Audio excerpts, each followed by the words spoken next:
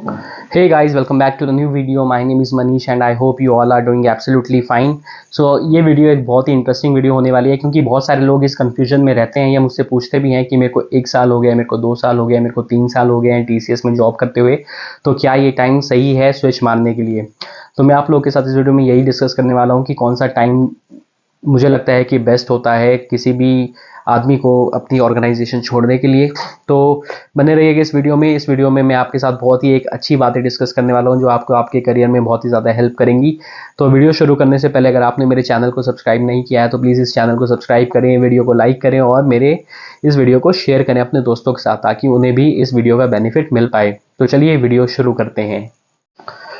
तो स्विच मारने का बेस्ट टाइम क्या है? कुछ लोग कहते हैं कि 1 साल रहो एक ऑर्गेनाइजेशन में, कुछ लोग कहते हैं 2 साल रहो, कुछ लोग कहते हैं 3 साल रहो।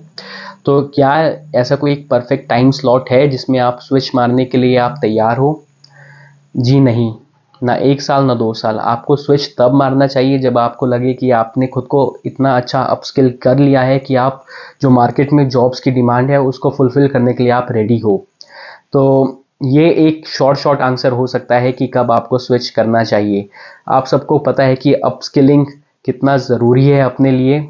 चाहे आप टीसीएस में आप किसी भी एक सपोर्ट टेक्नोलॉजी में काम कर रहे हो, सपोर्ट वर्क कर रहे हो, बेसिकली जो रेमेडी टिकट्स हैं उसको सॉल्व कर रहे हो, बट आपका एस्पिरेशन है क्लाउड कंसल्टेंट बनने का, तो टीसीएस जो है वो आपको एक बहुत ही अच्छा प्लेटफॉर्म देती है क्योंकि इसमें आपको दुनिया जहान के जो लर्निंग प्लेटफॉर्म्स हैं, चाहे लिंक्डइन लर्निंग हो गया, चाहे यूडेमी हो गया, चाहे उनके जो इंटरनल टीसीएस आईओन के जो कोर्सेज होते हैं वो हो गया, उससे आप अपना नॉलेज बेस बहुत ज़्यादा बढ़ा सकते हैं। और आपको एक ऑर्गेनाइजेशन की वर्किंग की तो जानकारी है ही कि कैसे एक प्रोजेक्ट में सब चीज़ें फंक्शन कर सकती है। तो आप उन दोनों चीज़ों की अंडरस्टैंडिंग को कंबाइन करके आप अपना इंटरव्यू तैयार कर सकते हो। तो ये बात थी एक जनरल आंसर कि कब आप लोग को स्विच मारने की सोचनी चाहिए। जब आप कॉन्फिडेंट हो, जब आपको लगे कि आपने कुछ अचीव किया है in terms of knowledge base. ये था एक जनरल आंसर। तो मैं आप लोग को अब बताना चाहता हूँ कि जो भी रिक्रूटमेंट टीम्स होती हैं वो क्या देखती हैं। वो देखती हैं कि आप कितना फ्रीक्वेंटली अगर आप स्विच मार रहे हो। तो अगर आप फ्रेशर हो तो यूजुअली रिकमेंड किया जाता है कि आप एटलीस्ट 2 साल तो एक ऑर्गेनाइजेशन को दो। क्योंकि 2 साल इसलिए मैं बोल रहा हूँ क्योंकि पहले साल तो आपको एक ऑर्गेनाइजेशन की वेयर अबाउट्स के बारे में ही पता चलता है कि इस ऑर्गेनाइजेशन में काम क्या होता है। और 1 साल जो आपका टीसीएस जैसी कंपनी में है वो आपका ये फिगर आउट करने के लिए चला जाता है कि आप कौन से प्रोजेक्ट में काम कर रहे हो या आपका काम दरअसल है क्या। और जो उसके अगला साल होता है उसमें आप थोड़ा बहुत काम करना स्टार्ट करते हो। तो ये 2 साल होता है कि ज़रूरी होता है। और इस 2 साल के बीच में अगर आपके पास कोई एक प्रोडक्टिव वर्क नहीं है तो आप खुद को अपस्किल भी कर सकते हो। तो ऐसा कोई हार्ड एंड फास्ट रूल भी नहीं है कि 2 साल में ही करना है। कुछ लोग 3 साल, कुछ लोग 3 से 5 साल के बीच में भी जो है वो स्विच मारने का सोचते हैं। और कुछ लोग एक बहुत ही एक लंबे टाइम के लिए भी एक ऑर्गेनाइजेशन में टिके रहते हैं, जैसे कि 8 से 10 साल, उसके बाद भी वो स्विच मारते हैं। तो ultimately it boils down to the fact that कि आपके लिए सही टाइम क्या है। क्या आप अपने कंफर्ट जोन को छोड़कर एक नई ऑर्गेनाइजेशन में दोबारा से ज़ीरो से स्टार्ट करने के लिए तैयार हो या नहीं हो?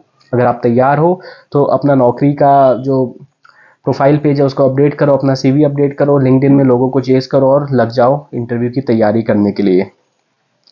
तो यही है कि आपके इंटरव्यू प्रिपरेशंस के लिए आप कितने ज़्यादा तैयार हो और विलिंग क्या है। और मैं आपको एक टिप देना चाहूँगा कि कब आप लोगों को जो है वो जॉब नहीं छोड़नी चाहिए। वो यूजुअली आपको नहीं छोड़नी चाहिए अगर आपकी कंपनी जो है वो फॉलो करती है अप्रैल से लेकर मार्च तक का क्वार्टर, जो फाइनेंशियल ईयर है। तो आपको जो फर्स्ट क्वार्टर है उसमें नहीं छोड़नी चाहिए अपनी जॉब। और उसका रीज़न मैं आपको बताता हूँ क्यों नहीं छोड़नी चाहिए। क्योंकि यूजुअली जो आपके हाइक है वो आपको मिलती है अप्रैल के एंड या अप्रैल के मिड तक आपको आपका इंक्रीमेंट लेटर मिलता है। और जो इफेक्टिव सैलरी है वो आपकी नेक्स्ट मंथ से आती है, मतलब आपके मई एंड पे आपकी सैलरी आपको मिलेगी। मई 31 या जून 1 को आपको आपकी सैलरी मिलेगी। तो आपने जो पूरी साल मेहनत की एटलीस्ट उसका वेट करो। आई नो जो आपकी हाइक है वो कंसिडरेबली बहुत ही कम होगी। अगर आपका ए बैंड है तो आपको 8%, अगर बी है तो 5%, सी है तो 2% मिलेगी।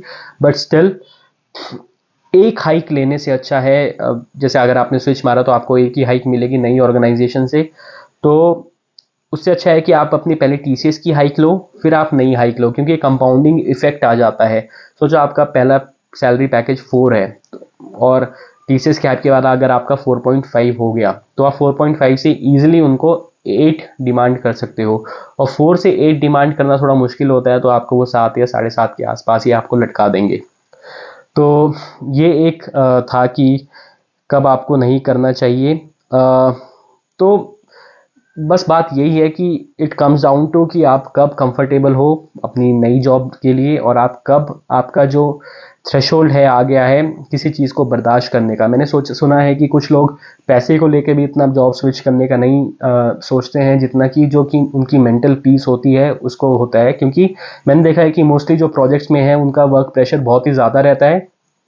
अगर वर्क प्रेशर इतना नहीं रहता तो जो ऑफिस पॉलिटिक्स है उससे परेशान होकर आदमी जॉब छोड़ देता है।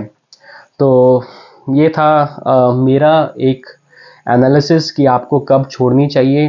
जब भी आप रेडी हो, चाहे वो 1 साल हो चाहे 2 साल हो, अगर आप ज़्यादा देर तक किसी कंपनी में टिके हुए हैं तो इसमें आपका लॉस नहीं है।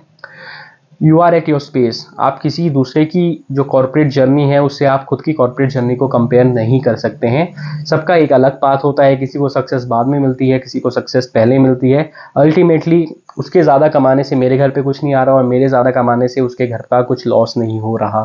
तो आपको ये ज़रूर अपने दिमाग में रखना चाहिए। खुश रहो, मस्त रहो, जो आपको मिल रहा है उस अपॉर्चुनिटीज़ को ग्रैब करो, खुद को अपस्किल करो, और जब भी लगे कि ये सही टाइम है तब निकल लो। ये था मेरे गुरु मंत्र आप लोगों के लिए। आई होप आप लोगों को वीडियो पसंद आई हो। वीडियो पसंद आई है तो वीडियो को लाइक करें, चैनल को सब्सक्राइब करें और वीडियो को शेयर करिए। मैं आपको मिलता हूँ नेक्स्ट कुछ वीडियोज़ में। तब तक के लिए take care, bye bye and have a nice day.